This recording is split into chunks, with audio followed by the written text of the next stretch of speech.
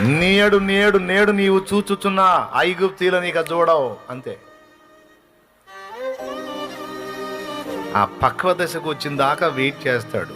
నీకు కాస్త ఉత్కంఠ ఉండొద్దు, కాస్త టెన్షన్ ఉండొద్దు, లేకపోతే లెక్కుంటా దేవుడు చేసే కార్యం నీకేముందిలే అనిపించదు. అందుకే కొద్దిగా ఉత్కంఠ ఉంటుంది అన్నమాట. అంతా వచ్చి మీద పడ్డట్టే టెన్షన్ వద్దాడా అన్నా, అయిపోయింది అయిపోయింది అయిపోయింది, ఏం చేయాలి ఏం చేయాలి ఏం చేయాలి, ఏమీ కాదంటాడు దేవుడు. ఆయన అంటుంటాడు నీకు వినపడదులే, కొంచెం ఉత్కంఠగా ఉంటుంది. ఒక్కటి మాత్రం గుర్తుపెట్టుకో, ఆఖరి నిమిషంలోనైనా అద్భుతం చేయగలడు ఆయన.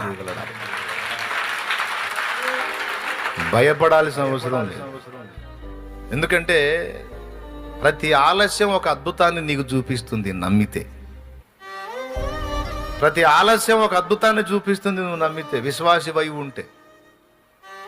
ఊరకనే నిలుచుండి చూడు దేవుడు చేసే కార్యం అని.